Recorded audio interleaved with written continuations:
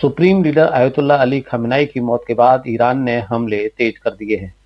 ईरानी सेना लगातार खाड़ी देशों में स्थित अमेरिकी ठिकानों को निशाना बना रही है। इसी बीच ईरान ने इराक के इरबिल एयरपोर्ट के पास अमेरिकी सैन्य बेस पर शाहिद 136 ड्रोन से हमला किया है। ईरान का दावा है कि अमेरिकी सैनिकों की बिल्डिंग को निशाना बनाया गया है। ईरान लगातार गल्फ कंट्रीज में स्थित अमेरिकी ठिकानों पर हमले कर रहा है। अब ईरान ने सऊदी अरब में भी अमेरिकी दूतावास पर हमला किया है। ईरान ने अपनी मिसाइल से कतर में अमेरिका का सबसे बड़ा और सबसे महंगा रडार AN/FPS-132 पूरी तरह से नेस्त नाबूद कर दिया है। इस रडार की कीमत $1.1 बिलियन यानी करीब 9,000 करोड़ रुपए से ज्यादा थी।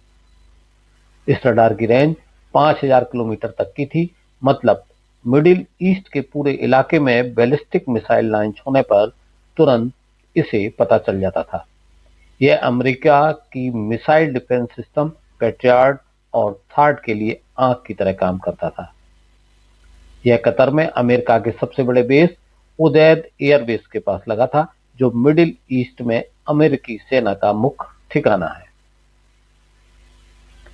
इस रडार की वजह से अमेरिका को मिसाइलों का जल्दी पता चलता था और डिफेंस करने का समय मिलता था।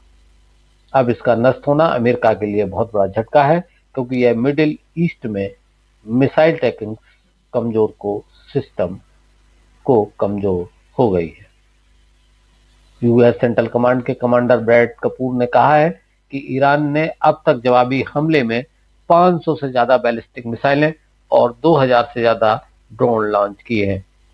वहीं यूएस मिलिट्री ने अब तक ईरान के एक सबमरीन समेत 17 ईरानी जहाज को नष्ट कर दिया है। ईरान में लगभग 2,000 टारगेट पर हमला किया गया है। अब अरब की खाड़ी, हॉर्मुज स्ट्रेट और ओमान स्ट्रेट में कोई ईरानी जहाज अब नहीं है।